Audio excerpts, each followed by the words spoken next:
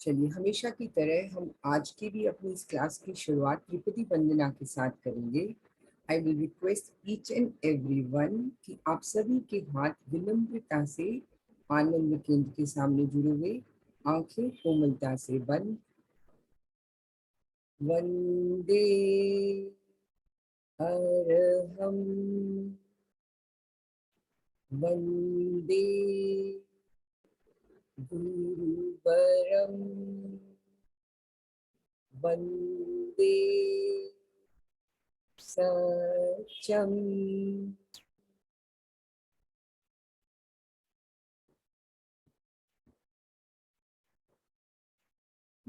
8 p.m. to 9 p.m.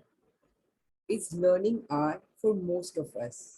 And कुछ के लिए ये शेयरिंग देयर लर्निंग का आर है, और अपने अध्ययन और अनुभव से हम सब का उचित मार्गदर्शन कर रहे मोदी जी सर के लिए ये गाइडेंस आर है। तो 8 p.m. to 9 p.m. यानी कि हम कह सकते पीएम यानी प्रेक्षा मेडिटेशन आर। तो ये सीखने, सिखाने और प्रेरणा और प्रोत्साहन देने का आर है। तो इस प्रेक्षा मेडिटेशन आर से जुड़े हुए आप सभी प्रेक्षा साधक, प्रेक्षा प्रशिक्षक और हमारे मार्गदर्शन करने वाले मोदी जी सर से मेरा सादर जय Jinendra. A very good evening everyone. Hope you all are staying safe and had a very good start and lovely start of the month of July. वैसे हमारा जिज्ञासा समाधान का सेशन के बाद एक सेगमेंट है, लेकिन अगर मैं अपने इस क्लास का शुरुआत एक क्वेश्चन के साथ करूँ, वेरी सिंपल क्वेश्चन, कि हम सबको जीने के लिए सबसे जरूरी चीज क्या है? आप सब अपने चैट बॉक्स में आंसर कर सकते हैं। सबसे जरूरी जीने के लिए क्या चीज है?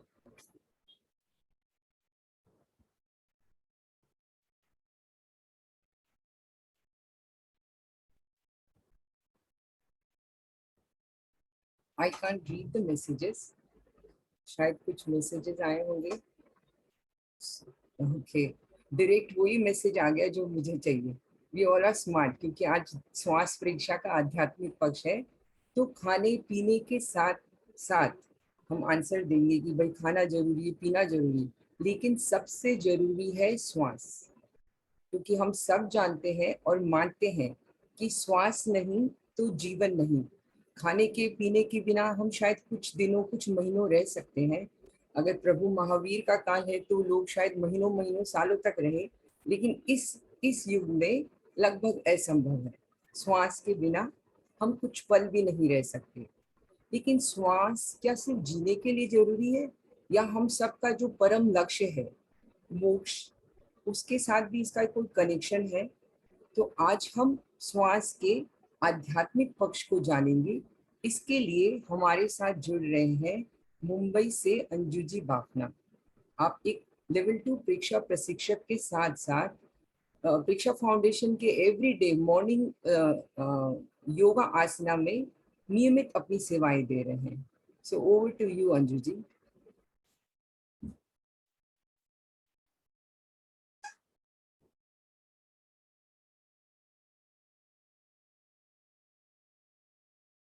आप अनम्यूट करें।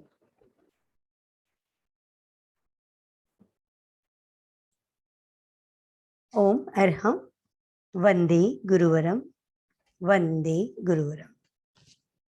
आदरणीय मोदी सर और सभी प्रेक्षा साधकों को मेरा सादर जय जिनेंद्र। हमारा आज का जो टॉपिक है श्वास प्रेक्षक। मनुष्य में हमेशा आत्मा के सूक्ष्म रहस्यों को जानने की बहुत जिज्ञासा रहती है, और आप सभी भी इसी जिज्ञासा के साथ इस सेशन के में जुड़े हुए हैं। और आपको यह कहा जाता है कि श्वास को देखें। तो श्वास को देखना किस तरह से, क्योंकि हम तो आत्मा को देखने आए थे, और जो प्रेक्षा ध्यान का ध्येय सूत्र भी है कि आत्मा के द्वारा आत्मा को देखें, तो हम तो आत्मा को देखने आए थे, और आत्मा को तो हमने कभी देखा ही नहीं इससे पहले। तो श्वास प्रेक्षा को, श्वास को देखना, आत्मा को देखना कैसे हो सकता है?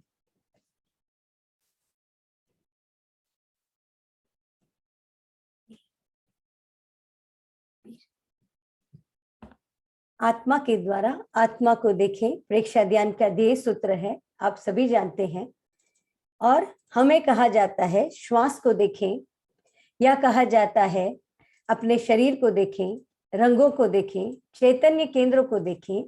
इन सब को देखते देखते आप अपनी आत्मा का साक्षात्कार कर पाएंगे। और आज हम जानेंगे कि उनमें भी सबसे ज्यादा इंपॉर्टेंट है श्वास प्रेक्षा।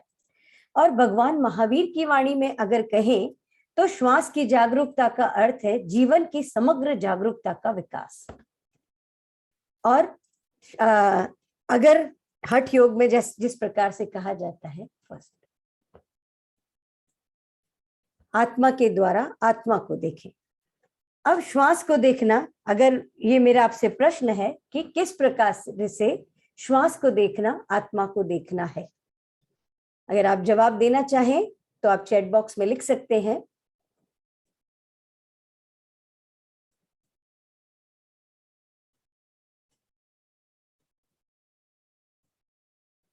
श्वास शरीर, मन और हमारे चैतन्य केंद्र, क्योंकि हमारे शरीर के 3 लेवल्स हैं। एक आपकी फिजिकल बॉडी जो हमारा औदारिक शरीर है, दूसरा हमारा तेजस शरीर जिसको हम एस्ट्रल बॉडी भी कहते हैं, और तीसरा आपका सूक्ष्मतम शरीर कर्म शरीर।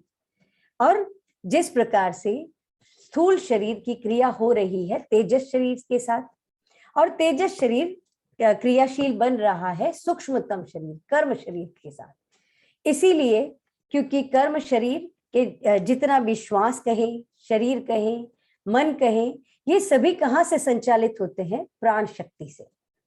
जब तक शरीर में प्राण शक्ति है तब तक जीवन है, क्योंकि प्राण शक्ति के बिना शरीर का भी टिकना संभव नहीं है। जिस भी भाग में आपके प्राण शक्ति कम होगी उस पार्ट में एक्टिविटी कम हो जाएगी। और अध्यात्म के तो सभी रोग प्राण शक्ति के इम्बैलेंस के वजह से ही कहे जाते हैं। और हम स्पिरिचुअलिटी में तो करते ही प्राण शक्ति को ही बैलेंस है शरीर के अंदर, जिससे ओवरऑल आप अपना पूरा शरीर को आप सुचारू रूप से चला सके। तो ये सारी की सारी चीजें, श्वास, शरीर, सब कुछ प्राण शक्ति के द्वारा चल रहे हैं। इसीलिए कहा जाता है कि जैसे जैसे आप श्वास को देखने में निपुण होते जाएंगे, या आपकी कैपेसिटी श्वास को देखने की बढ़ती चली जाएगी, आपकी जागरूकता जितनी बढ़ती चली जाएगी, उतना ज्यादा आप शरीर के भीतर होने वाले प्राण के स्पंदनों को पकड़ने में सक्षम होते जाएंगे। इसीलिए कहा गया है कि श्वास को देखना ही आत्मा को देखना है। इसीलिए ये क्वेश्चन भी हो सकता है, क्योंकि मैक्सिमम आप किसी भी योग क्षेत्र में जाएं, श्वास प्रेक्षा आलंबन भी सबसे इजी है, श्वास को देखना सबके लिए बहुत इजी है, क्योंकि श्वास के साथ में हमारा कोई भी राग और द्वेष जुड़ा हुआ नहीं है। आपने बहुत बार लोगों को देखा होगा कि अगर उन्हें गुस्सा है तो वो बोल देंगे कि मुझे कुछ भी खाना नहीं है, कुछ भी पीना नहीं है, लेकिन आज तक कभी किसी को ये कहते नहीं सुना होगा कि मुझे श्वास को लेने का त्याग है। कभी किसी से सुना है आपने इस तरह से? क्योंकि श्वास के साथ में हमारा राग द्वेष नहीं जुड़ता। और अब तक तो ऐसा नहीं है, क्योंकि बाकी सभी चीजों को आपको पैसे से खरीदना पड़ता है। श्वास आपको अबंडेंस में मिला हुआ है, जिसे आप इजीली ले सक रहे हैं। और हमारा पूरा जीवन ही, क्योंकि नॉर्मली भी डॉक्टर्स श्वास को देख करके चेक करते हैं कि व्यक्ति जिंदा है कि मृत है, इसीलिए श्वास के साथ में ये एकदम इजी आलंबन है इसके। और हमारा जो सबसे पहले हम प्रयोजन को जानेंगे कि श्वास प्रेक्षा के क्या प्रयोजन है, किस लिए हम श्वास प्रेक्षा करें। तो सबसे पहला प्रयोजन है कि ज्ञाता दृष्टा भाव का विकास करना। अब ज्ञाता दृष्टा भाव का विकास का अर्थ क्या होता है? राग द्वेष मुक्त होकर होना, होकर देखना। क्योंकि शरीर में हर समय क्रिया हो ही रही है, प्रवृत्ति हो ही रही है, बट आपको देखना है राग द्वेष मुक्त होकर के। और हमारे शरीर में देखने और जानने का काम करता कौन है? आपका नर्वस सिस्टम। नर्वस सिस्टम देखने और जानने का काम करता है, और हम चाहते हैं कि उसके साथ में राग और द्वेष नहीं जुड़े, केवल देखें, केवल जाने। ये संभव कैसे हो सकेगा? जैसे जैसे हमारी श्वास के साथ में एकाग्रता बढ़ती है, जितनी हमारी श्वास के साथ में जागरूकता बढ़ती है, तो आप कंट्रोल कर पाएंगे अपने नाड़ी संस्थान को। जितना कुछ क्रियाशील दिख रहा है, जितनी कुछ जितना एक्टिविटी आपको अपने शरीर में दिखाई दे रही है, ये आपके मांस में नहीं है, मज्जा में नहीं है और शरीर के और किसी भी भाग में नहीं है। सारा कुछ है आपका नाड़ी संस्थान। नाड़ी संस्थान का कार्य खत्म मतलब जीवन खत्म। तो जैसे जैसे आपका कंट्रोल होगा नाड़ी संस्थान पर, वैसे वैसे आपके शरीर में ज्ञाता दृष्टा भाव का विकास होगा। और यही सिर्फ जानना और देखना, यही चाहते हैं हम लोग जैसे भी, क्योंकि चित्त उसी से निर्मल बनेगा जब हम केवल जानेंगे और केवल देखेंगे, उसके साथ में प्रियता और अप्रियता का भाव नहीं जुड़ेगा। दूसरा प्रयोजन है हमारा कि प्राणजयी बनना। अब शरीर में जितना कुछ, मैंने पहले भी बताया कि हम श्वास के साथ में, अगर वैज्ञानिकों का माने तो आप श्वास के साथ में ऑक्सीजन का इंटेक कर रहे हैं, और अगर योग शास्त्र में के अनुसार माने तो हम जितना हम श्वास के साथ में प्राण शक्ति को भीतर में ले रहे हैं, और प्राण पूरे ब्रह्मांड में फैला हुआ है। और आप जितना, श्वास ही एक ऐसा माध्यम है जिससे हम प्राण शक्ति को भीतर में लेते हैं।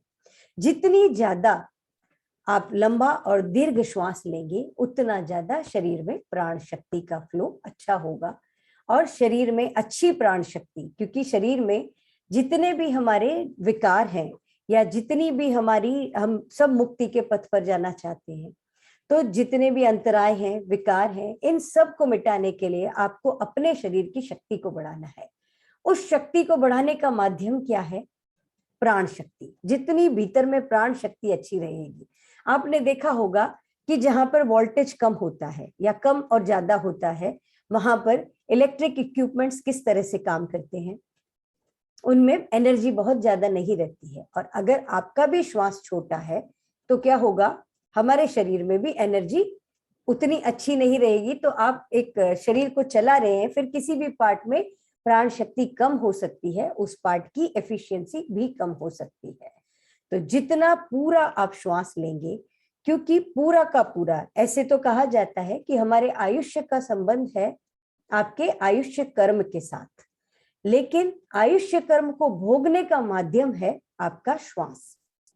जितने ज्यादा आप श्वास लेंगे उतना आपका आयुष्य कम होगा, और जितने कम श्वास आप लेंगे, जितने दीर्घ और पूरे श्वास लेंगे, उतना शरीर में शक्ति का संचार भी पूर्णतया होगा और आपका लाइफ स्पैन उसके साथ में बढ़ता चला जाएगा। और ऐसे कहा जाता है कि क्योंकि हमारे फेफड़े हैं जो ऑक्सीजन आप इनटेक करते हैं श्वास के साथ में, और ऑक्सीजन कहे या प्राण शक्ति, जो फेफड़े हैं वो जो क्लीन करते हैं, क्योंकि 7 करोड़ सेल्स हैं आपके फेफड़ों में। जितना लंबा और दीर्घ श्वास लेंगे, आपके फेफड़ों की इंटरनल क्लीनिंग होती है प्राण शक्ति के द्वारा।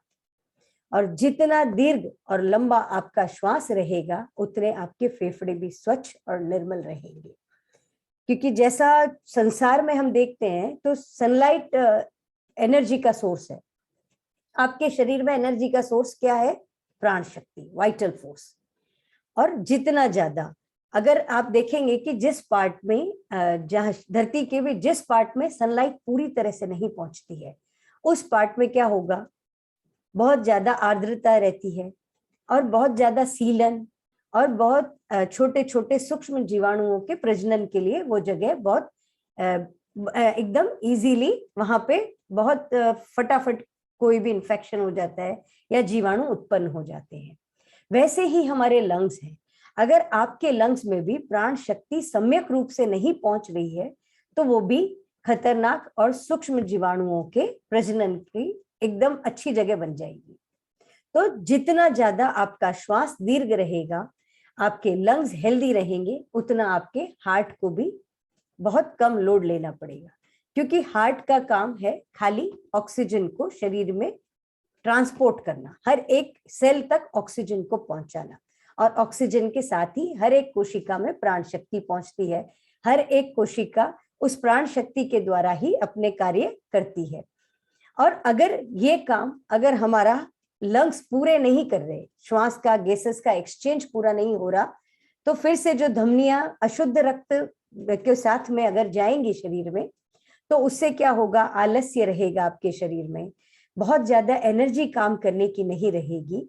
तो जितना आप सम्यक श्वास लेंगे, क्योंकि हमारे शरीर में वायलेंट ऑर्गन्स कौन कौन से हैं, आपका स्टमक बहुत वायलेंट है, आपकी आंतें, आप थोड़ा सा समय 3 घंटे 4 घंटे अगर उसको खाना नहीं दोगे तो क्या होता है, मांगने लगता है अपने आप, आपको भूख महसूस होती है, बट ब्रेन ऐसा नहीं करता है। और ब्रेन को एनर्जी कहाँ से जा रही है, ब्लड के थ्रू ही जाती है। तो जितना आप दीर्घ श्वास लेंगे उतना ज्यादा ब्रेन की एफिशिएंसी बढ़ेगी और आपका नर्वस सिस्टम हेल्दी बनेगा। क्योंकि मैंने बताया जैसे कि जितना भी क्रियाशीलता हमको दिखाई दे रही है शरीर में, वो सारा कुछ नर्वस सिस्टम है। और प्रेक्षा ध्यान के प्रयोगों से हम अपनी एंडोक्राइन ग्लैंड्स और नर्वस सिस्टम, इन दोनों को ही हेल्दी बनाने का प्रयास करते हैं।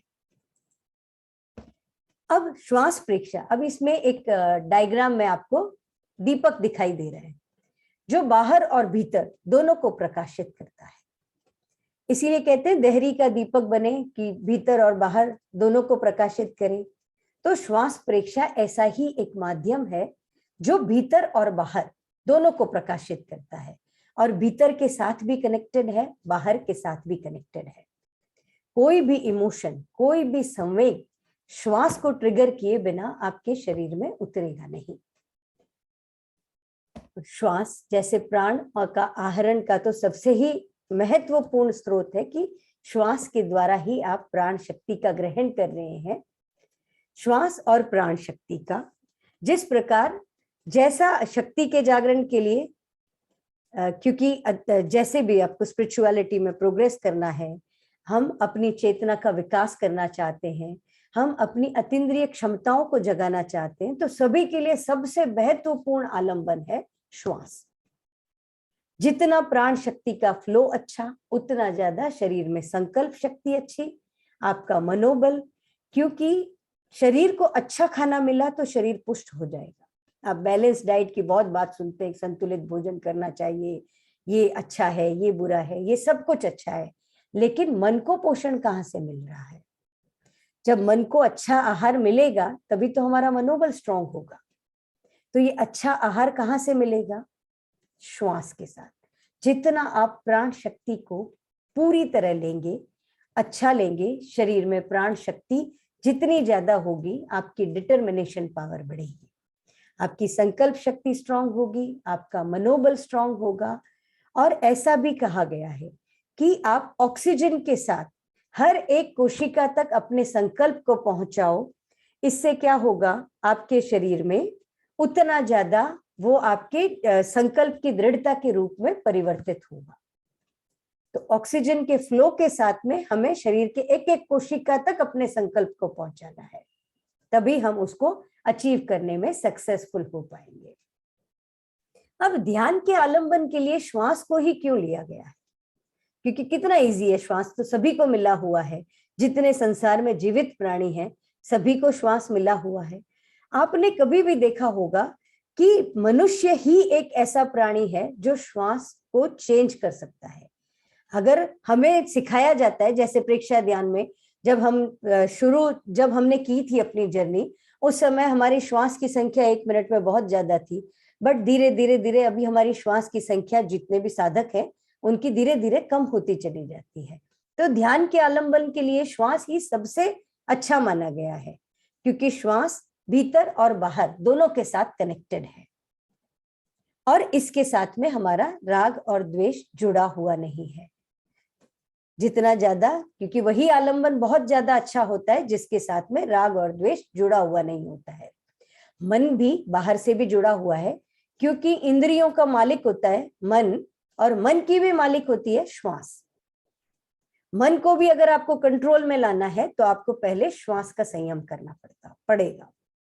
आचार्य जयाचार्य थे, उनकी भाषा में जैसे 24 में भी हम सुनते हैं कि एक पुद्गल पर दृष्टि टिकाने से क्या होता है, एक पुद्गल दृष्टि थापने की दो है मन मेर समान के, कि मन को मेरू के समान कैसे बनाया जाता है। आप एक पुद्गल पर दृष्टि टिका लें, या आप किसी भी एक वस्तु का आलंबन ले लें, उसके बाद में आप श्वास की संख्या को बढ़ा करके दिखाएं। ये संभव ही नहीं है कि अगर आपकी दृष्टि एक बिंदु पर टिकी है और आपकी श्वास की संख्या ज्यादा है, ये होगा ही नहीं, कभी भी नहीं होगा। आप जैसे आसन में स्थिर बैठते हैं, आप जैसे ही मुद्राओं का चुनाव करते हैं और अपनी श्वास को देखने लगेंगे, श्वास ट्रिगर होगा ही नहीं। और अगर श्वास ट्रिगर नहीं होगा तो क्या होगा? सारा जितनी भी कामनाएं हैं, जितने भी नेगेटिव संस्कार हैं, उनको बल कहाँ से मिल रहा था? उनको एनर्जी की जरूरत थी शरीर में उतरने के लिए, लेकिन उनको एनर्जी श्वास ने दी ही नहीं। आपके श्वास पे पूरा कंट्रोल है, पूरी जागरूकता है, तो जितने भी नेगेटिव इमोशंस हैं, आपके आवेग हैं, आवेश हैं, वे ऑटोमेटिकली बैलेंस होते चले जाएंगे, क्योंकि जागरूकता के साथ में ऐसे ये नेगेटिव इमोशंस आपके शरीर में उतर ही नहीं पाएंगे। श्वास और संवेग का इसीलिए डायरेक्ट कनेक्शन है, क्योंकि कोई भी जितने भी संवेग है, आवेग है, उत्तेजना है, आवेश है, ये श्वास के रथ पर चल करके ही आपके शरीर में उतर सकते हैं, और इनके पास में और कोई मीडियम नहीं है। क्योंकि जैसे श्वास कंट्रोल होगा, अगर श्वास कंट्रोल नहीं है तो पहले श्वास को ट्रिगर करेंगे, फिर आपके एंडोक्राइन ग्लैंड्स के सिक्रेशंस को ट्रिगर करेंगे, और फिर शरीर बाद में आपका नर्वस सिस्टम उसको फॉलो करेगा। और श्वास की जागरूकता से सबसे पहले तो नाड़ी संस्थान आपका बैलेंस होने लगता है। जितना नाड़ी संस्थान बैलेंस होगा, उतना ज्यादा आवेग, आवेश, उत्तेजना ये आपके शरीर में ट्रिगर हो नहीं पाएंगे। और जागरूकता, क्योंकि ध्यान का पूरा जितना अगर हम कहें कि ध्यान से व्यक्ति को क्या अचीव होता है, आप ऐसे तो बहुत 2 घंटा आपने काम किया, 2 घंटे में आप बहुत कुछ काम कर सकते हैं, और ध्यान में अगर आप 50 मिनट बैठे हैं तो हम कुछ भी नहीं कर रहे, वो आइडल स्टेट है, कुछ भी नहीं करने की स्टेट है। इससे क्या होता है शरीर के अंदर? और जैसे ही अगर हम कुछ भी नहीं कर रहे हैं और हमारी जागरूकता बढ़ती है, ध्यान का उद्देश्य भी यही है कि जितनी जितनी जागरूकता बढ़ेगी उतनी उतनी चित्त की निर्मलता होगी। अब एक ग्रंथि है आपके शरीर में जो आपके स्थूल शरीर और सूक्ष्म शरीर के बीच में ब्रिज का काम करती है। आपकी फिजिकल बॉडी और आपकी सूक्ष्म शरीर, जितने कुछ भी संवेदन भीतर से आ रहे हैं, क्योंकि कर्म है, कर्मों का विपाक हर समय होते रहता है। जैसे ही कर्म उदय में आएंगे, वो किसको ट्रिगर करेंगे? तो वो आपके नर्वस सिस्टम को ट्रिगर करेंगे, आपके एंडोक्राइन ग्लैंड्स को ट्रिगर करेंगे। और जितनी ज्यादा आपकी जागरूकता है, क्योंकि श्वास प्रेक्षा से क्या होता है, हमारे धीरे धीरे जैसे आप श्वास प्रेक्षा का प्रयोग करते हैं, शुरू में तो हम आधा घंटा प्रयोग करते हैं, लेकिन धीरे धीरे हमारे न्यूरॉन्स उसमें वो संस्कार ही बन जाता है कि आपका श्वास वैसे ही लंबा होता चला जाता है, और धीरे धीरे वो हमारी आदत बनती है।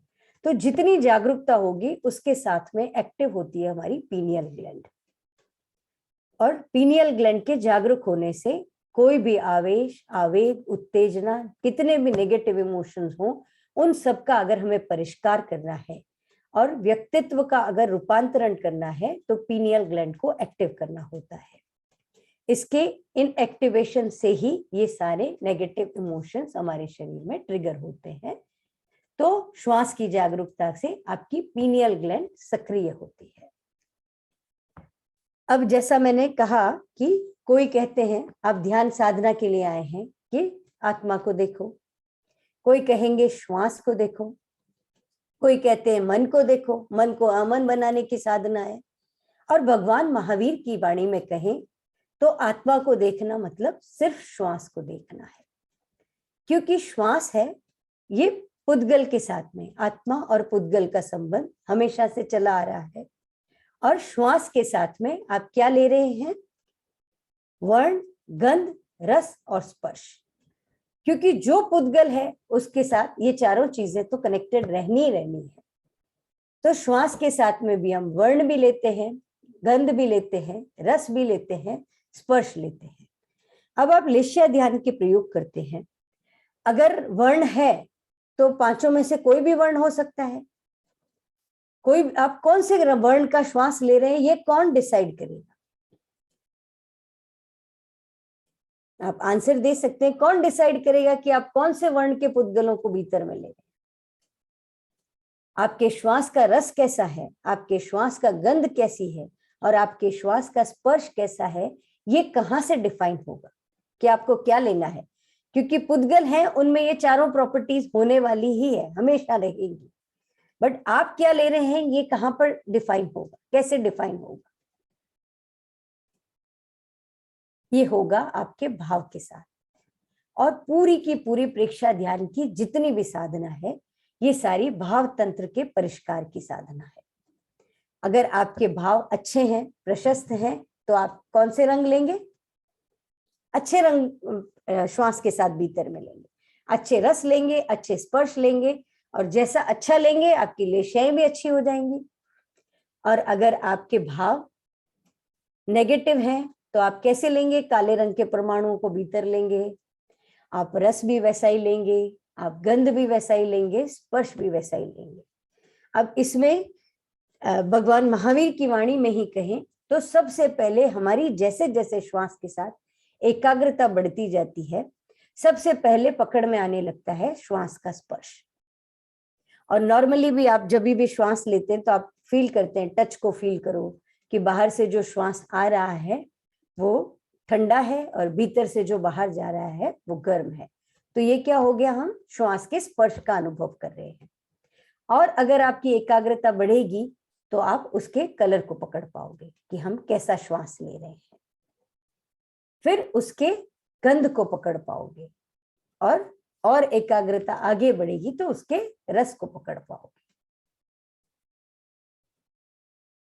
तो जैसे जैसे आपकी साधना आगे बढ़ती है वैसे वैसे इनके प्रकंपन पकड़ में आने लगते हैं। श्वास प्रेक्षा वर्तमान में जीने की कला है।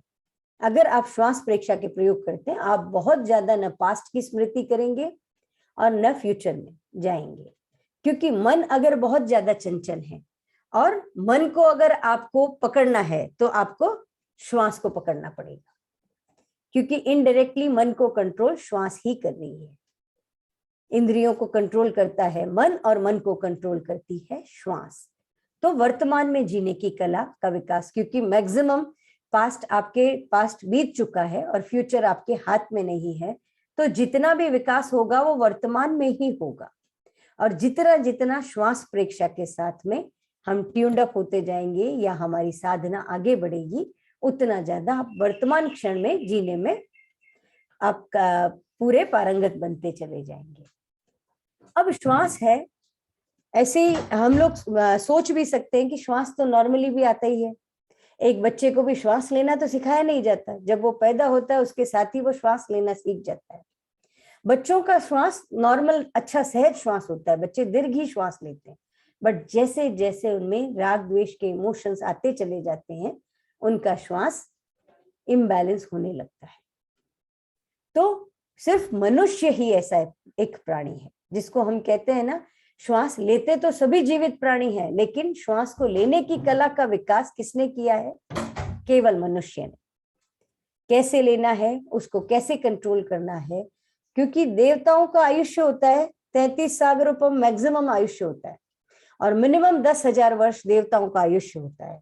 लेकिन देवता एक दिन में 33 डेज में, जिनका आयुष्य बहुत ज्यादा बड़ा होता है वो 33 डेज में एक श्वास लेते हैं, और जिनका 10,000 वर्ष होता है वो 10 दिन में एक श्वास लेते हैं। वो इसको चेंज नहीं कर सकते, उनके पास में हमारे जितना विकसित स्पाइनल कॉर्ड देवताओं के पास में भी नहीं है। तो मनुष्य में ये कला है कि मनुष्य अपनी श्वास को कंट्रोल करता है। और अगर आपने सुना हो आचार्य भद्रबाहु स्वामी को, उन्होंने भी महाप्राण ध्यान की साधना की थी। महाप्राण ध्यान की साधना जैन दर्शन में बहुत उत्कृष्ट साधना कही जाती है। वो भी श्वास की ही साधना है कि किस प्रकार से श्वास को रोक करके प्राण शक्ति के फ्लो को बढ़ाया जाता है। और जितना ज्यादा आपके शरीर में शक्ति रहेगी, उतना ज्यादा आप पुरुषार्थ या पराक्रम अपने जीवन में कर पाएंगे सही दिशा में। श्वास और मन का गहरा संबंध है, क्योंकि जैसे जैसे श्वास पकड़ में आएगा, मन अपने आप कंट्रोल में आता चला जाता है। श्वास की गति परिवर्तनशील है मनुष्य के लिए। आपने कभी भी देखा नहीं होगा कि किसी भी एनिमल्स को देखा है उन्होंने, अरे नहीं आज उनकी भी ट्रेनिंग हम ले रहे हैं, मान लो कि पहले ना कुत्ता 1 मिनट में मान लो 20, 40, 50 श्वास लेता था, अब उसने कम कर लिया। ऐसा कभी सुना है आपने? ऐसा कभी भी संभव नहीं है, क्योंकि जितने जीवित प्राणी हैं सभी श्वास ले रहे हैं, लेकिन श्वास को लेने की जो कला है वो सिर्फ और सिर्फ मनुष्य के पास है। उसको चेंज कर सकते हैं, क्योंकि वॉलंटरी, अगर आप नहीं भी चाहोगे तो भी श्वास तो आ ही रहा है। आप मान लो सो गए हैं, आप रिलैक्स्ड हैं, श्वास तो हर समय आ रहा है आपके साथ, लेकिन उसको चेंज करके आप अपने व्यक्तित्व का पूरा रूपांतरण कर सकते हैं। ये कला जानवरों में नहीं है, इसीलिए उनकी विवेक चेतना भी इतनी जागृत नहीं है, और मनुष्य इसको कंट्रोल कर सकता है, चेंज कर सकता है। इसलिए मनुष्य अपना विकास कर सकता है, अपनी इंटरनल कैपेसिटीज को बढ़ा सकता है, और इसी से जितना जितना अगर कहें कि सम्यक दृष्टि का जो जागरण होगा वो भी आपका इससे संभव है। जैसे जैसे श्वास के साथ में आपकी जागरूकता बढ़ती चली जाएगी, मन पकड़ में आ जाएगा, मन पकड़ में आएगा तो आपकी एंडोक्राइन ग्लैंड्स के सिक्रेशन बैलेंस होने लग जाएंगे, आपका ब्रेन पर कंट्रोल होने लगेगा, और पूरा शरीर आपका स्वस्थ और हेल्दी हो सकता है। ऐसे भी बहुत सारे प्रयोग करवाए जाते हैं। अगर किसी को किसी पार्ट में तकलीफ है, किसी भी शरीर के किसी भी भाग में अगर आपको तकलीफ है, तो उस समय मैक्सिमम टाइम कहा जाता है कि आप उस भाग पर अपने चित्त को टिका लो, या उस भाग की थोड़े समय प्रेक्षा करो, और सूक्ष्म भस्त्रिका प्राणायाम भी किया जा सकता है। इससे भी क्या होगा, उस भाग में हम प्राण शक्ति को बैलेंस करते हैं, क्योंकि अध्यात्म में कोई और बीमारी है ही नहीं, केवल और केवल प्राण शक्ति का इम्बैलेंस ही बीमारी है। तो जैसे जैसे आपका प्राण पे कंट्रोल, उतना ज्यादा आप हेल्दी होते चले जाएंगे, आपका शरीर भी स्वस्थ, मन भी स्वस्थ, और जितनी आपकी डिटर्मिनेशन पावर बढ़ेगी उतना ज्यादा आंतरिक शुद्धि होगी। इस सब से रिलेटेड कोई भी डाउट हो तो आप पूछ सकते हैं, कि हमने करीब करीब मोटा मोटी जितना भी आपका प्रयोजन और आध्यात्मिक पक्ष ये इसमें कंप्लीट करने की कोशिश की है। Thank you so much Anju ji. आपके श्वास के प्रति इतनी सजगता है कि आपने अपने विषय को इतनी सरलता और सहजता से हमें समझाया इन अ वेरी काम वे। इसके लिए बहुत बहुत कृतज्ञता। Thank you so much Anju ji. आपके विषय से गुरुदेव के आभारी है। आपके विषय से रिलेटेड एक सर, क्या हम पहले ये क्वेश्चंस ले लें, आपके पास कुछ क्वेश्चंस आए हैं?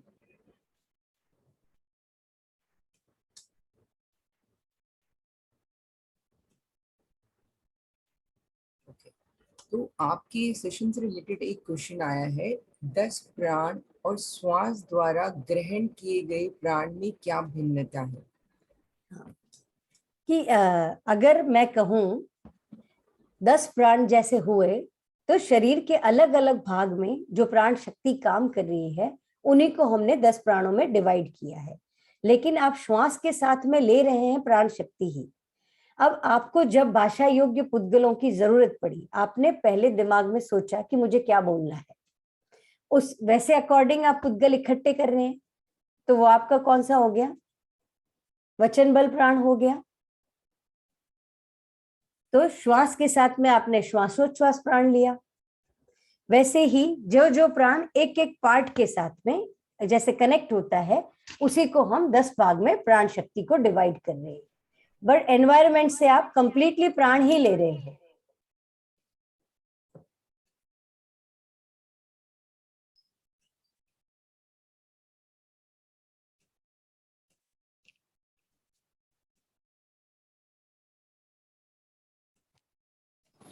ओमरम, जैसा आपने बताया कि जो हमारे जो 10 प्राण हैं, हाँ, तो उस समय प्राण निर्धारित हो जाते हैं, जैसे आयुष्य प्राण है हाँ, कि आपको इतनी वर्ष जीना है, यानी कि वो प्राण तो एकदम फिक्स है एकदम उसका। नहीं, प्राण शक्ति को हमेशा बढ़ाया और घटाया जा सकता है शरीर के अंदर। नहीं, तो जो ये प्राण अंतर में है आपके, हाँ, जैसे हम 10 प्राण कहते हैं, जैसे श्वासोच्छ्वास प्राण हाँ, है, हाँ, हाँ, बल प्राण है, कायबल है, उसमें और इस प्राण में क्या भिन्नता है, उसमें या क्या समानता है फिर उसमें? ये कैसा, आप शरीर जैसे आपने शरीर लिया प्राण और पर्याप्ति, तो वो कितना अंतर मुहूर्त में आपकी पूरी हो जाती है। आपने लिया शरीर बल प्राण, वो एक बार आप लेकर के आए हैं, लेकिन पूरी की पूरी साधना पद्धति किस बेस पे चलती है कि आप प्राण शक्ति को बढ़ाते हैं। प्राण शक्ति को बढ़ाने के साथ में आपके कर्मों का क्षय होता है। जैसे हम लोग अध्यात्म में जो बीमारियां कहते हैं, आवरण, विकार, अंतराय, इन तीनों को तोड़ने के लिए अध्यात्म में इसका मतलब अगर शॉर्ट में आप समझेंगे तो प्राण शक्ति को इतना बढ़ा लेना और फिर शुक्ल लेश्या से उसको कूल डाउन करना, यही साधना मतलब कंप्लीट, जिसको मोक्ष कहते हैं ना। पहले भगवान महावीर भी सिर्फ और सिर्फ प्राण शक्ति को बढ़ाया। कैसे बढ़ाया?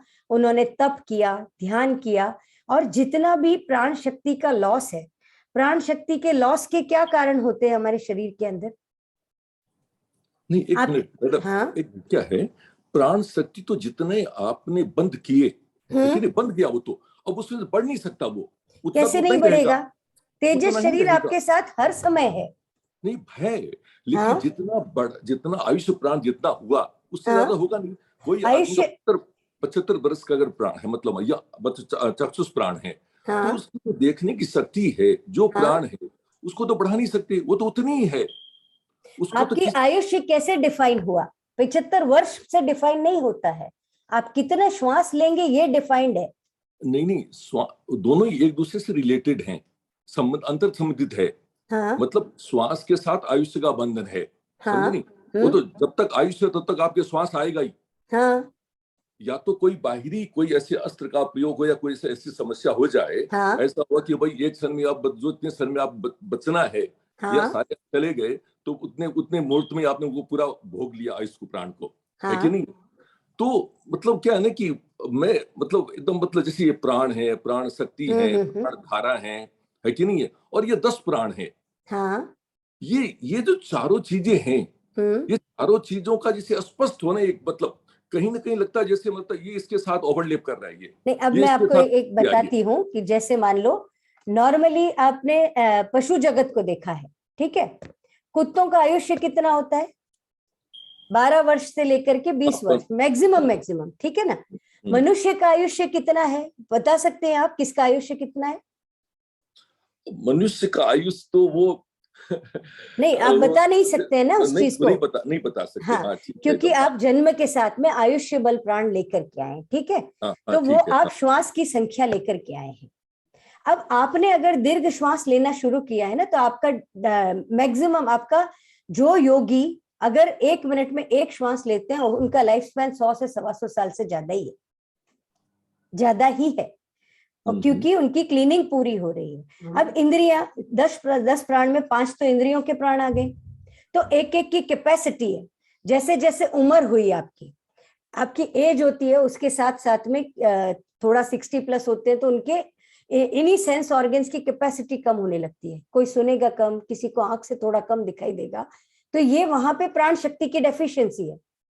उसी पार्ट में हुई ना, पूरे शरीर में नहीं हुई। नहीं, हाँ? ये कौन सी प्राण, ये प्राण से वो डिफिशियंसी है, उस डिफिशियंसी को हम कैसे बढ़ा सकते हैं?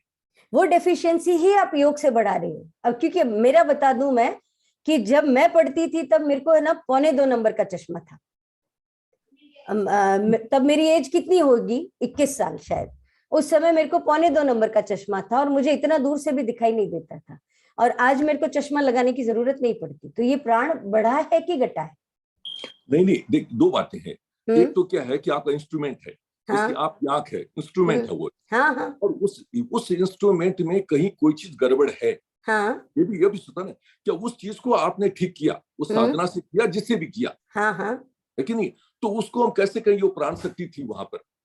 प्राण शक्ति ही है, पूरे शरीर में फ्लो ही उसका ही हो रहा है। नहीं, जब प्राण शक्ति को हम बढ़ा ही सकते हैं, तो फिर ये बंधन क्या शब्द है? तो फिर पर तो आप, जैसे ये 10 हाँ, प्राण लेके हम आते हैं, तो 10 प्राण जो लेके आते हैं, जो हमारे साथ बनते हैं, है कि नहीं है? तो हाँ। फिर तो फिर तो उसका तो कोई अर्थ ही नहीं रहा फिर तो। नहीं, तो ये 10 प्राण लेकर के आए, इसमें आप मनोबल प्राण भी लेके आए हो, वचन बल प्राण भी लेके आए हो, काय बल प्राण भी लेकर के आए, ठीक है ना? तो एनर्जी के लॉस का कारण क्या क्या है? आप प्राण शक्ति ले तो रहे हैं, हर समय ले रहे हैं, ठीक है, आप ले रहे हैं, उसके लॉस का कारण क्या क्या है? आपके मन, वचन और काया की प्रवृत्ति, ये उतनी ज्यादा लॉस का कारण है। अब जितने भी आवेश और उत्तेजना के समय में रहते हैं, आप प्राण शक्ति का बहुत फटाफट लॉस कर देते हो। तो 80% डिजीजेस भी हम कहते हैं ना साइकोसोमेटिक है, मतलब आप कहीं ना कहीं मन से पीड़ित हैं। अब तीर्थंकरों को कह देते हैं ना कि रोग नहीं होते, कोई भी रोग नहीं होते, तीर्थंकरों को फिजिकल लेवल पे रोग नहीं होते। और भगवान महावीर तो कितना ही आहार करते थे, कब आहार किया था उन्होंने, कितना टाइम वो बिना आहार के रहते थे। चर्चा नहीं होगी यहाँ पे, ठीक, आप बस हो गया, नहीं आगे आगे आगे आगे चलो, बस हो गया, ठीक। जिससे लोगों को डिस्टर्ब होगा।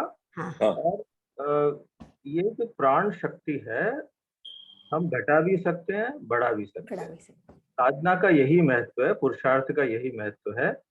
हम कर्म अपने साथ लेकर आते हैं, कर्म साथ लेकर आते हैं। और ये जो 10 प्राण है, वो केवल कार्य के आधार पर 10 नाम है। मूल में तो प्राण शक्ति हमारे तेजस शरीर की शक्ति है, प्राण शक्ति है।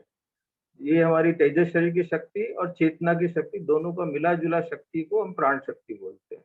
और ये 10 कार्यों के आधार पर ये 10 प्राण के नाम दिए गए। इस प्राण शक्ति को हम घटा भी सकते हैं।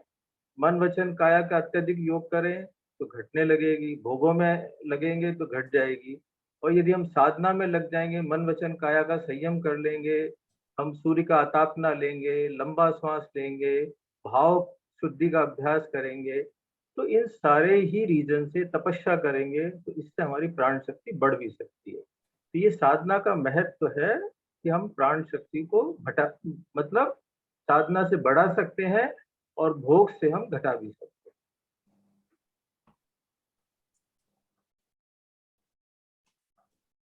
और एक जो इनका प्रश्न था ना, आयुष्य प्राण लेकर नहीं, आयुष्य कर्म लेकर आता है वो अपने साथ।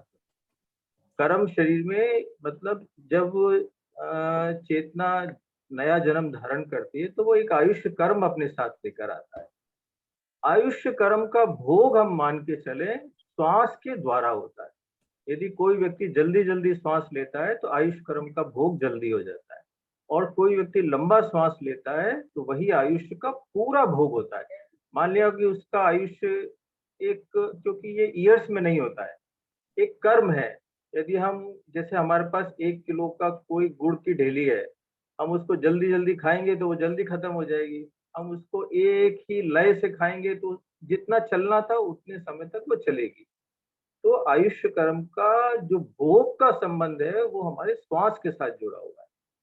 और इसके ज्यादा तात्विक चर्चा में जाने की जरूरत तो नहीं है, लेकिन इतना समझ लें कि श्वास जितना लंबा होगा, जितना आयुष्य वो लेकर आया वो पूरा का पूरा भोग सके।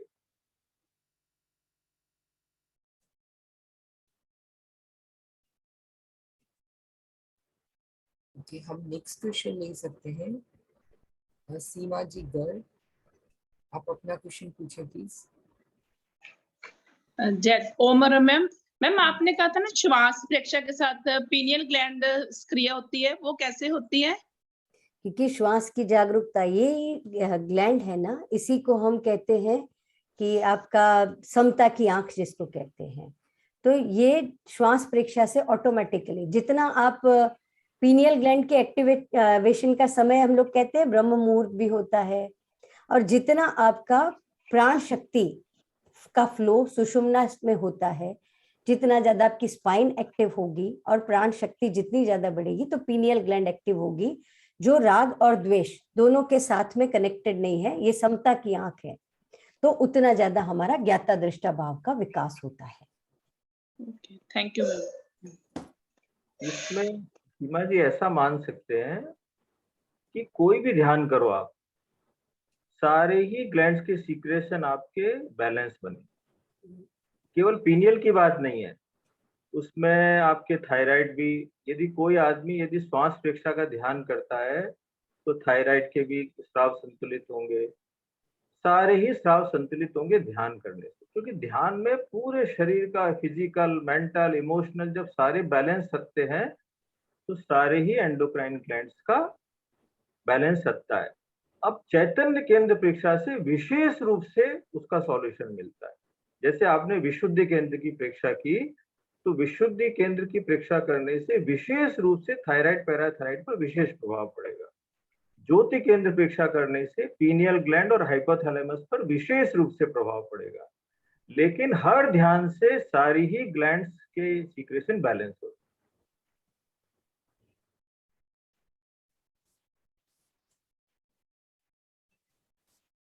सर और कोई हैंड रेज और क्वेश्चन नहीं है? आपके पास कुछ क्वेश्चन हो तो? मेरे पास क्वेश्चंस है। अंजू जी से मेरा प्रश्न है, अंजू जी ने बोला था देखने और जानने का काम नर्वस सिस्टम का है। नर्वस सिस्टम का है किसी और का है? नर्वस सिस्टम है सर। शरीर में जानना और देखने का कार्य आपकी नर्वस सिस्टम करता है। ये देखना और जानना ये हमारी चेतना का स्वभाव है, लक्षण है, और ये चित्त का मुख्य रूप से काम है। तो इसको साइंटिफिक दृष्टि से कह सकते हैं, क्योंकि चेतना हमारी चित्त हमारे नर्वस सिस्टम के माध्यम से प्रकट होता है। इस दृष्टि को साइंटिफिकली बता सकते हैं, लेकिन ये मुख्य रूप से हमारे चित्त का काम। दूसरा एक इनसे अंजू जी से प्रश्न है कि भगवान महावीर ने कहा आत्मा को देखने का मतलब केवल श्वास को देखना है, ये कहाँ लिखा? ये केवल श्वास को देखना नहीं सर, आत्मा। हाँ आप बोल रहे होंगे। हाँ हाँ, लेकिन केवल श्वास को देखना ही आत्मा को देखना है? नहीं, भगवान महावीर की वाणी में थोड़ा हो सकता है मेरे बोलने में ही मिस्टेक हुई हो, बट श्वास को देखना आत्मा को देखना है। ये भी हाँ, है। हाँ, ये ही नहीं है, ये भी है। हाँ, ये भी है। हाँ, ठीक है। अब जो प्रश्न आए मैं प्रश्न ले लेता हूँ। कुछ प्रश्न आए हुए मेरे पास में।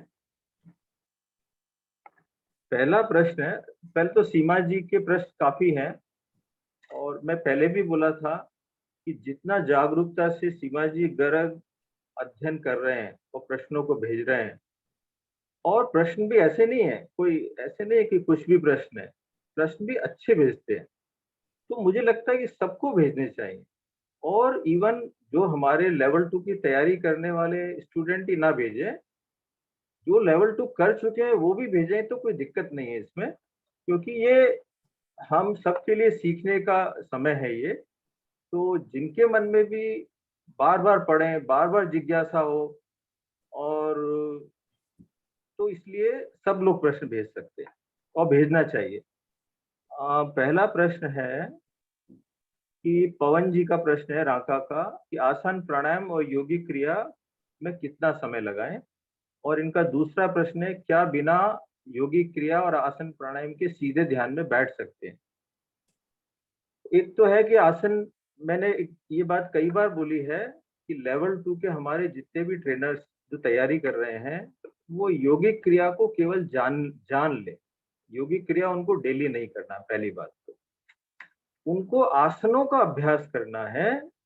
क्योंकि मान लिया हम 15 मिनट योगिक क्रिया में जितना समय लगाते हैं, और हो सकता है 5 मिनट थोड़े से पूरा कोई कठिन आसन करते हैं, तो उतना लाभ हमको 5 मिनट या कम समय में मिल सकता है।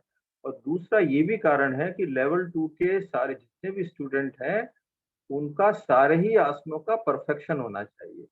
तो उनको योगिक क्रिया का अभ्यास नहीं करना, उनको डेली आसन प्राणायाम का अभ्यास करना है। तो आसन प्राणायाम करते हैं तो योगिक क्रिया की कमी अपने आप पूर्ति हो जाती है। दूसरा उन्होंने जो प्रश्न किया है कि क्या बिना आसन के, देखिए क्या है, थोड़ा सा बिल्कुल आप सुबह उठते ही सीधे ध्यान में बैठ जाएंगे तो आपका शरीर आलस्य करेगा, थोड़ा सा ध्यान में आप झुक जाएंगे, नींद आएगी, मतलब आप पूरी जागरूकता से शायद ना कर पाए। तो उठने के तुरंत बाद ना बैठकर या तो 5 मिनट आप ताड़ासन में वॉक करें। पूरा शरीर नींद से मुक्त हो जाना चाहिए, जागृत हो जाना चाहिए, सक्रिय हो जाना चाहिए। और वो किसी भी माध्यम से कर सकते हैं, चाहे तो आप कुछ प्राणायाम कर लें, कुछ योगिक क्रियाएं कर लें, या 2-4 आसन कर लें। तो मतलब शरीर आपका सक्रिय हो जाना चाहिए, इस कंडीशन में होना चाहिए कि आप शरीर भी जागृत है, सक्रिय है, जागृत अवस्था में, नींद आने की संभावना नहीं है, और आसन प्राणायाम बाद में कर सकते हैं। दूसरा प्रश्न है, सीमा जी का प्रश्न है कि स्वयं सत्य खोजें, सबके साथ मैत्री करें, इन दोनों में संबंध क्या है? पहली जो बात है, स्वयं सत्य खोजे। स्वयं सत्य खोजे का भगवान महावीर ने ये बोला कि दूसरों ने जो सत्य खोजा उस पर आप क्या है श्रद्धा कर सकते हैं। जब तक आप स्वयं अनुभव नहीं करेंगे वो विश्वास नहीं होगा आपको। फिर कभी भी श्रद्धा में संशय की स्थिति कभी भी आ सकती है। या तो इतनी गहन श्रद्धा हो जो कभी टूटने ना वाली हो, तो बात अलग है, वरना केवल श्रद्धा के भरोसे बहुत आगे तक नहीं जाया जा सकता। भगवान महावीर ने कहा कि स्वयं सत्य खोजे, साधना के द्वारा हम स्वयं सत्य खोजे। इस दृष्टि से जो स्वयं का खोजा हुआ सत्य होता है वो हमें बहुत आगे तक भी ले जाता है और श्रद्धा को विश्वास में कन्वर्ट कर देता है। इस दृष्टि से स्वयं सत्य खोजना ज्यादा इंपॉर्टेंट है। केवल मानना ही नहीं है, हमको जानना है। अब रही बात स्वयं सत्य खोजे और सबके साथ मैत्री करे का संबंध क्या है। अब इसको क्योंकि हम अनेकांत को मानते हैं तो कई एंगल से इसकी व्याख्या कर सकते हैं। पहला एंगल देखें, अब इसका हमको स्वयं भीतर ध्यान में हम सत्य खोजेंगे, उसका मैत्री से क्या क्या संबंध हो सकता है। तो मैं 2-3 एंगल से आपके सामने बात को रखना चाहता हूं। पहला, आप देखेंगे कि जितना भी हमारा किसी के प्रति कोई भी शत्रुता का व्यवहार है या कोई मनमुटाव का व्यवहार है, हम मानते हैं कि दूसरे के कारण हो रहा है, दूसरे की गलती है। सामान्य आदमी यही मानता है। लेकिन साधक जो अपने भीतर देखने का अभ्यास करता है और गहराई में चला जाता है, तो उसे हर घटना के पीछे एक उसको स्वयं का ही कर्म दिखाई देता है कि ये जो बाहर घटित हो रहा है वो मेरे ही किसी पिछले जन्म के कर्मों के कारण है। तो वो किसी दूसरे को दोषी मानता ही नहीं। स्वयं सबके साथ मित्रता का व्यवहार, बोले सब तो मेरे मित्र हैं, जो मेरे से शत्रुता का व्यवहार कर रहा है वो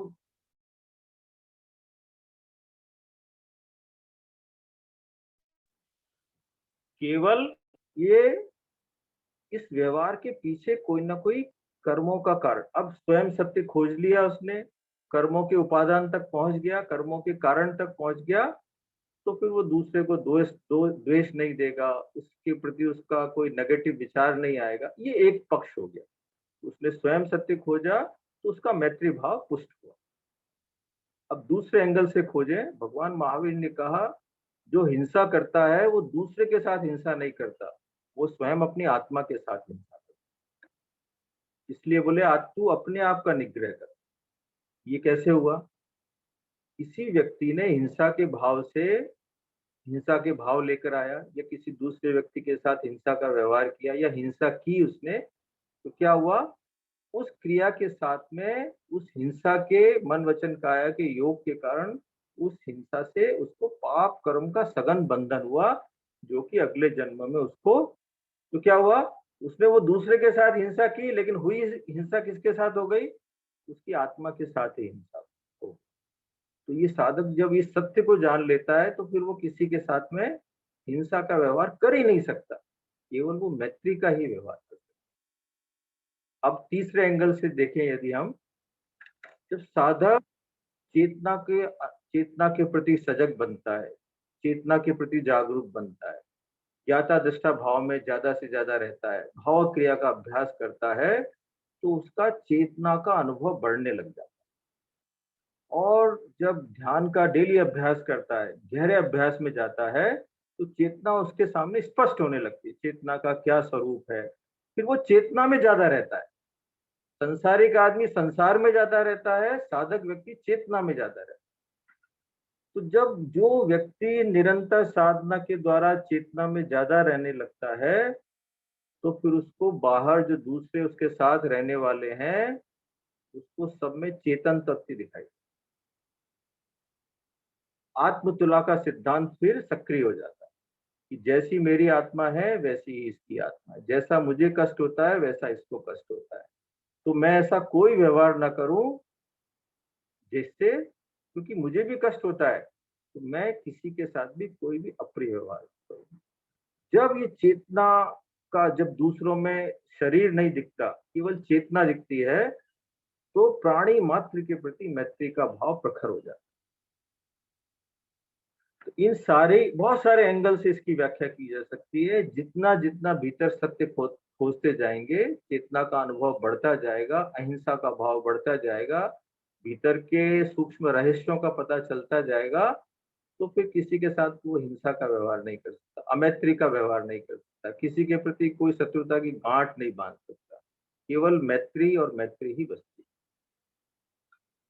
इसका साक्षात उदाहरण है भगवान महावीर का जीवन है, और भी जितने भी महापुरुष हैं, बुद्ध का है और का है, सबने क्या किया, उनको उनके साधना काल में कितने कितने लोगों ने कितने कितने कष्ट दिए, केवल सबके प्रति मैत्री भाव रखा, और कष्ट देने वाले के प्रति भी क्या भाव आया कि भाई ये मेरे कर्म काटने में सहयोगी बन रहा है, ये अज्ञानी है, मेरे को निमित्त बांधकर खुद के कर्म बांध रहा है, लेकिन मेरे तो कर्म कट ही रहे। तो उन्होंने कोई भी उसके प्रति कोई नेगेटिव विचारधारा अपने मन मत फिर तीर्थंकर जो साधना है सीधा अपने चेतना से ही देखते हैं, चेतना से सक्रिय रहती है, तो उनके कोई नेगेटिव भाव नहीं आया। तो ये संबंध हम दोनों में कर सकते हैं, स्वयं सत्य खोजें, सबके साथ मैत्री करें। और भी एंगल निकल सकते हैं, थोड़ा और सोचेंगे तो कुछ और है। इनका अगला प्रश्न है, ज्ञान तंत्र चित्त तंत्र तक सक्रिय रहता है और भाव तंत्र लेश्या तंत्र तक समाप्त हो जाता है। मतलब ज्ञान तंत्र चित्र तंत्र तक समाप्त हो जाता है और भाव तंत्र लेश्या तंत्र तक समाप्त हो जाता है। हमने सबसे पहला जो लेवल 2 की क्लासेस का लेक्चर द्वंद्वात्मक अस्तित्व का लेक्चर हुआ था, उसमें हमने चेतना की 3 धाराओं का डिस्कशन किया था। तो 3 धाराएं कौन सी थी? सबसे हमने नीचे लिखा था हमारी भाव धारा, बीच में थी हमारी शक्ति की धारा, प्राण धारा, शक्ति की धारा, और सबसे ऊपर थी चैतन्य धारा या ज्ञान धारा। तो ये हमारी 3 धारा है। जो हमारी, जैसे हम चित्त की डेफिनेशन क्या देते हैं, स्थूल शरीर के स्तर पर काम करने वाली चेतना को हम क्या बोलते हैं? चित्त बोलते हैं। और चित्त का काम क्या करना होता है? ज्ञान का काम करना। तो जो ज्ञान धारा है वो कहाँ जाके समाप्त हो जाती है? चित्त तक जाकर समाप्त हो जाती है। चैतन्य की 3 धाराओं का आप चित्र देखेंगे तो ज्यादा समझ में आएगा, यदि खोल लें आपके सामने तो और जल्दी समझ में आएगा। तो चित्त का काम है ज्ञान करना, स्थूल शरीर के स्तर पर काम करने वाली चेतना को भी चित्त बोलते हैं। तो ज्ञान तंत्र का काम कहाँ समाप्त हो जाता है? चित्त तक समाप्त हो जाता है। अब हमारी चेतना के साथ में कुछ कर्मों का, कषाय का, संस्कारों की मिलावट के कारण कुछ भाव बने। वो भाव तंत्र कहाँ समाप्त हो गया? लेश्या तंत्र तक समाप्त हो गया। जैसा हम पढ़ते हैं ना, वो लेयर्स पढ़ते हैं कि अध्यवसाय के बाद में क्या होता है? तेजस शरीर के बाद में लेश्या के बाद भाव यहाँ खत्म हो गए। अब भाव खत्म होने के बाद में एक नया तंत्र शुरू होगा। वो कहाँ होगा? अब भाव को शरीर पर प्रकट होना है। यहाँ पर शरीर पर प्रकट होने के साथ ही मन का काम शुरू हो जाए। हाइपोथैलेमस में प्रकट होंगे ना, जैसे ही भाव तंत्र से जो भाव बने वो उनको शरीर में प्रकट होना है, मन तक पहुंचना है, तो कहाँ होंगे? सबसे पहले हाइपोथैलेमस में प्रकट होंगे। तो भाव तंत्र जो भी हमारे भाव बनते हैं वो लेश्या तक समाप्त हो जाते हैं। उसके बाद तो फिर उनके मन पर उतरने की तैयारी बन जाती है। इसी तरीके से ज्ञान तंत्र हमारा चित्त तक सक्रिय रहता, चित्त खत्म हो जाता ज्ञान तंत्र। तो 3 उस चित्र को आप अच्छे से देख लें, फिर भी नहीं समझ में आए तो दोबारा पूछ सकते हैं। इनका अगला प्रश्न था सीमा जी का, प्राण जय और प्राण सिद्धि। ये प्रश्न का उत्तर मैं आज दे तो सकता हूं, लेकिन देना इसलिए नहीं चाहता, ये जिस दिन प्राणायाम का लेक्चर होगा उस दिन दिया जाएगा, ताकि उससे उस विषय से कोरिलेट हो जाए। इसी में इनका एक प्रश्न है कि बिंदु का क्या अर्थ है, कि जब प्राणायाम का अभ्यास किया जाता है तो प्राणायाम के अभ्यास में 3 चीजें इंपॉर्टेंट है: प्राण पर नियंत्रण, मन पर नियंत्रण और बिंदु पर नियंत्रण। आचार्य महाप्रज्ञ जी कहते हैं एक पर नियंत्रण होता है तो तीनों पर हो जाता है, किसी एक पर करने से। लेकिन सबसे सरल है, सीधा बिंदु पर नियंत्रण भी संभव नहीं है, मन पर भी सीधा नियंत्रण संभव है, लेकिन प्राण को साधना ज्यादा सरल है, हर कोई कर सकता है प्राणायाम का अभ्यास, लेकिन फिर भी इसका डिटेल आंसर हम प्राणायाम के देंगे।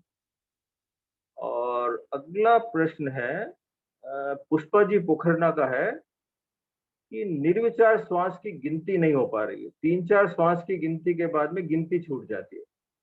अब इसमें दो बातें हैं, पुष्पा जी का की गिनती छूट रही है, या तो विचारों में खो गए तो गिनती छूट गई, कि गिनती सजगता नहीं रही, गिनती छूट गई, या फिर वो 3-4 श्वास देखते ही गहरे ध्यान में चली जाती है तो उनकी गिनती छूट जाती है।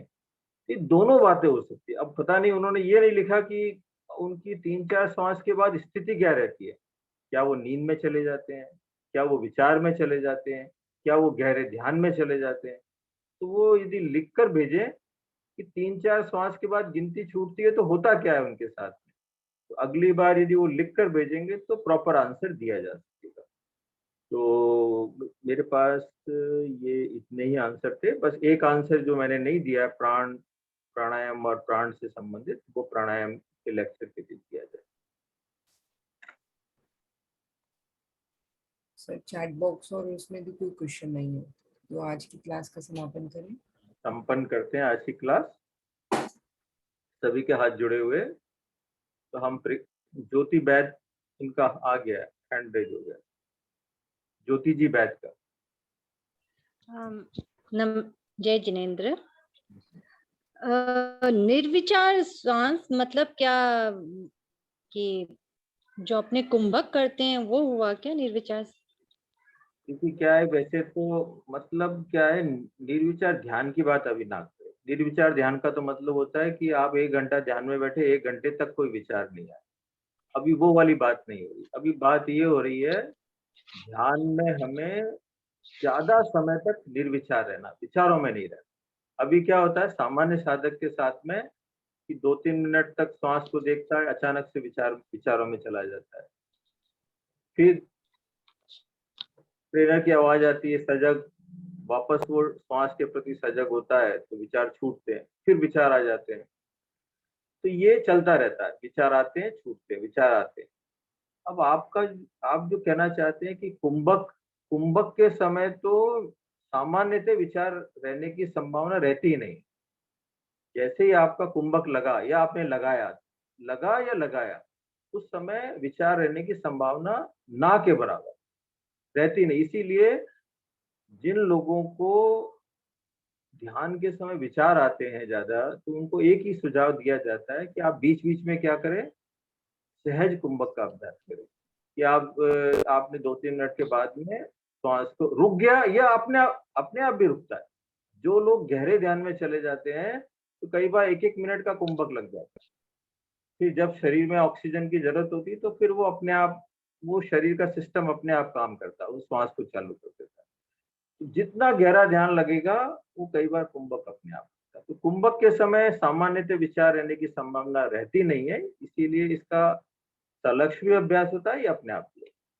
लेकिन हमारा लक्ष्य क्या है, इसकी प्रेक्षा ज्ञान में एक बात बोलते हैं ना कि जब हम देखते हैं तो सोचते नहीं, सोचते हैं तो देखते नहीं।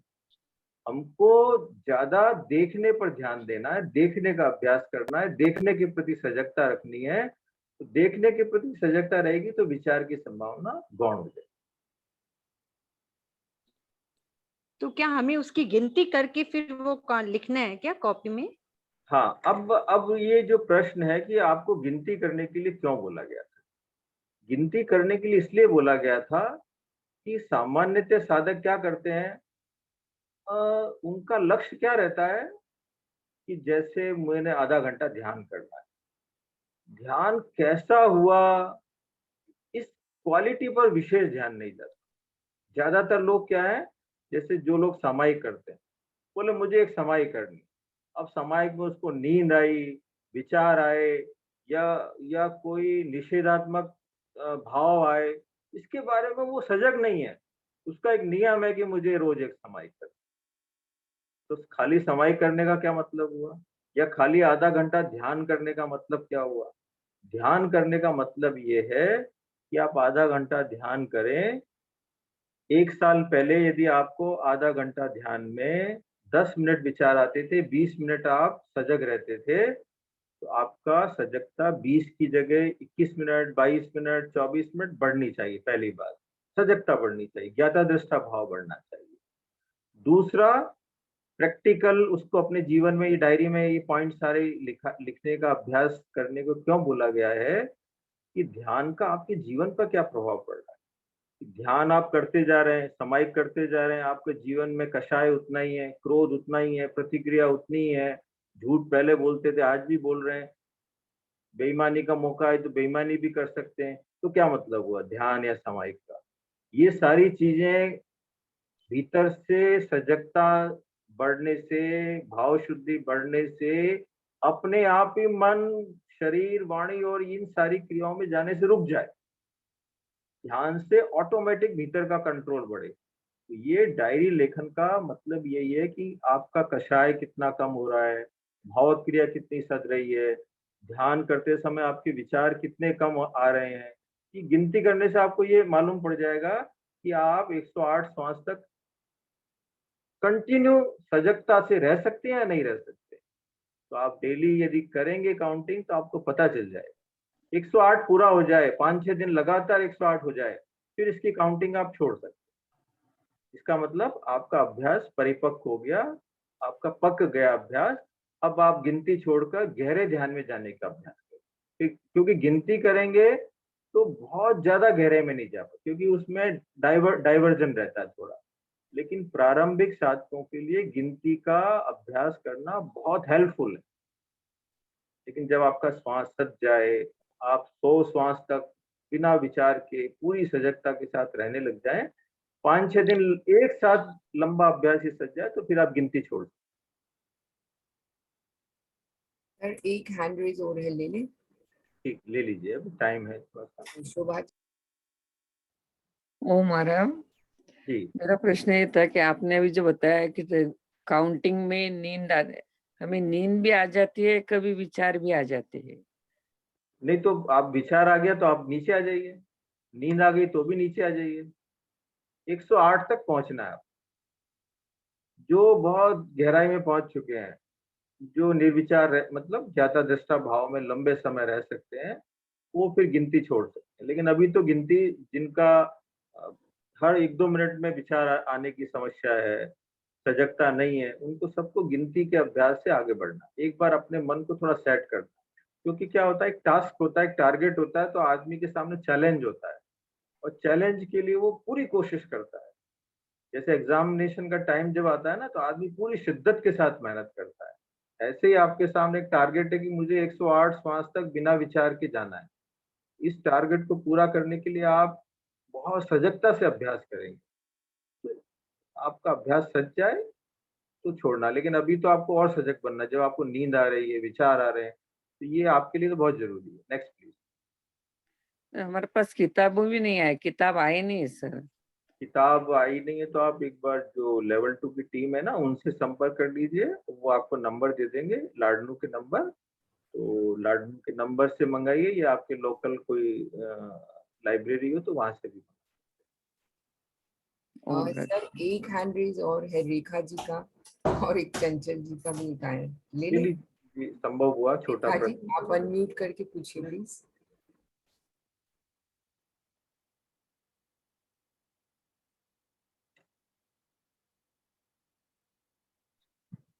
जय जिनेन्द्र। जी, जी, मैं ये जानना चाहती थी कि जैसे कि बहुत सारे अलग अलग टाइप्स के ध्यान होते हैं, तो क्या हमें सिर्फ सांस प्रेक्षा ही ध्यान करना चाहिए कि और भी कोई गाइडेड मेडिटेशन होते हैं वो हम सुन सकते हैं? अलग अलग ध्यान के प्रयोग करने चाहिए कि एक तरह का ही ध्यान करना चाहिए?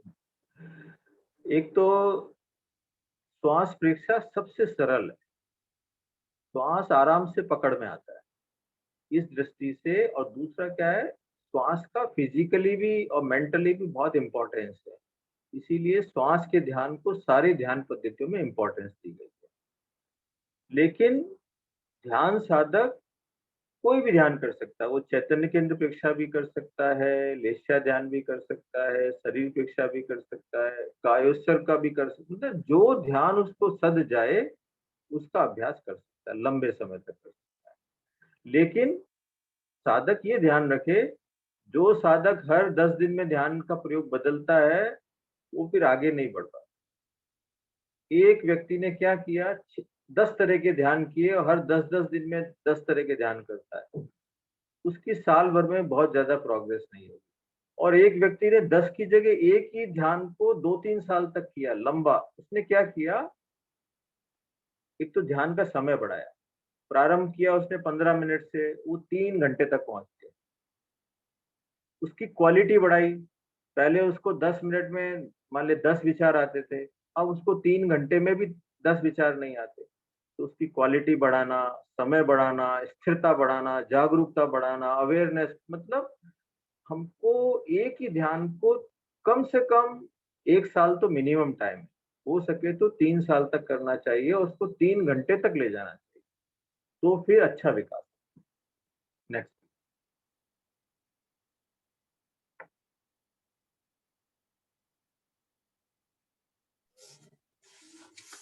ये लास्ट क्वेश्चन है, फिर बाकी जो भी हो फिर ये जय जिनेन्द्र सर, जी। मैं जो 3 चरण के ध्यान है ना, वह करना है ना, वही करना है ना, अगर एक ही करे तो वही करना है ना। यस, 3 चरण का ध्यान करिए आप, इसमें आधा घंटे से शुरू करिए, सजगता बढ़ाइए, जागरूकता बढ़ाइए, समय बढ़ाइए, स्थिरता बढ़ाइए। समय जो दीर्घ श्वास करते हैं उसमें बढ़ाना है या ज्योति केंद्र में बढ़ाना है या हाँ, प्रोपोर्शनेटली बढ़ेगा, प्रोपोर्शनेटली। जैसे 40 मिनट का जब 3 चरण का ध्यान होता है, उसमें जैसे ज्योति केंद्र प्रेक्षा मान लिया 5-6 मिनट का होता है। अब यदि आप उसी ध्यान को आप 4 गुना कर रहे हैं तो आपका ज्योति केंद्र प्रेक्षा उसमें 25 मिनट हो। तो तीनों ही चरण का कायोस्तर का समय बढ़ाने की जरूरत नहीं। जो व्यक्ति 3 घंटे की ध्यान की स्थिति में पहुंच जाता है, उसको कायोस्तर तो करना ही नहीं पड़ता है, उसका शरीर इतना सज जाता है कि 1 मिनट में कायोस्तर हो जाता है। कायोस्तर किया 1 मिनट में, फिर आप 2-2.5 घंटे तक, और जो आदमी 2-2.5 घंटे तक पहुंच जाता है, श्वास भी रहता ही नहीं है। पहली बात, श्वास तो उसका 10-5 मुश्किल से 5-7 मिनट में श्वास ही छूट जाता है, वो भीतर चला जाता है, भीतर की दुनिया में चला जाता है। श्वास भी मतलब रहता ही नहीं है। जब बहुत गहरा ध्यान लगता है तो श्वास तो पता ही नहीं चलता कि श्वास चल रहा है या नहीं चल रहा है। अच्छा, जो ये नालिक, हाँ हाँ, आप 2 से 2.25 घंटे 2.5 घंटे तक करिए, फिर लास्ट में आधा घंटा, मतलब ये प्रोपोर्शनेटली बढ़ा लीजिए जितना भी आप ध्यान का समय बढ़ाएं। अच्छा, ये जो सहज श्वास और प्रति मिनट लिखना है ना, तो हमें तो ऑब्जर्व करके ऐसा लिखना है ना, जो वीकली मूल्यांकन करना। वीकली लिखना है, वीकली आप लिखिए कि आप बैठ जाइए सहज, बिना प्रयत्न के देखिए आपके श्वास कितने आ रहे हैं। अच्छा, और फिर पूर्वक लंबा प्रयत्न करके लंबा श्वास ले, लंबा श्वास छोड़े, फिर उसकी गिनती ले, ताकि आपको मालूम पड़ेगा कि आपका हर वीक में प्रोग्रेस कितनी। और जो आप निर्विचार श्वास प्रेक्षा की अधिकतम संख्या, वो कैसे, किसमें, ध्यान में गिननी है या वो आपको कई बार बताइए कि 108 श्वास तक पहुंचना है। क्या आप उस दिन हाईएस्ट कितना पहुंचे? मान लिया आप 10 श्वास तक पहुंचे, फिर आपकी विचार आ गया, फिर आप 15 आए, फिर विचार आ गए, तो पूरे आधा घंटे में आप 15 से ऊपर पहुंच ही नहीं पाए, तो उस दिन का हाईएस्ट नंबर क्या हो गया? 15 हो गया। वो आपको नंबर ले, बोल तो ध्यान में ना, ध्यान करते वक्त वो डेली का लिखना है और बाकी वीकली लिखना है। अब आज का क्रम यही संपन्न होगा। यदि किसी का छूट गया है तो वो सपना जी को प्रश्न अपना लिख के भेजे। प्रेक्षा प्रणेता आचार्य श्री महाप्रज्ञ जी के प्रति, प्रेक्षा अनुशासता आचार्य श्री महासमण जी के प्रति, और इस लोक में जितने भी आचार्य हैं, गुरु हैं, जो भी वीतरागता का मार्ग बता रहे हैं, कल्याण का मार्ग बता रहे हैं, उन सब गुरुओं के प्रति भी कृतज्ञता। कृतज्ञोस्मि, हम सब पूज्य गुरुदेव के प्रति आभार। कृतज्ञोस्मि, हम सब पूज्य गुरुदेव के प्रति आभार। कृतज्ञोस्मि, हम सब पूज्य गुरुदेव के प्रति आभार। कृतज्ञोस्मि सर, हम सब आपके बहुत बहुत आभारी हैं। तो इस प्रेक्षा मेडिटेशन आवर में हमने जाना कि आपकी एक एक श्वास तपस्या है जो आती जाती हल कर देती हर समस्या है। और हमने ये भी जाना कि भीतर और बाहर के कनेक्शन का एक सेतु है श्वास, और संकल्प शक्ति को स्ट्रॉन्ग बनाने का इजीएस्ट टूल है श्वास, और जो संकल्प के साथ जीता है वो साधक होता है। तो मैं आप सबसे रिक्वेस्ट करूंगी कि आप अपनी ध्यान साधना को निरंतर करते रहिए, उसमें नियमितता बनाए रहिए, और अपने ध्यान अटेंडेंस को भी प्लीज नियमित भेजते रहिए। और अगले मंडे हम सब फिर मिलेंगे इसी प्लेटफॉर्म पर और एक नए टॉपिक के साथ। तब तक आप सब अपने प्रति, अपनी प्रतिक्रिया के प्रति सजग रहिए, सहज रहिए, स्वस्थ रहिए। फिर मिलेंगे। ओम अरहम।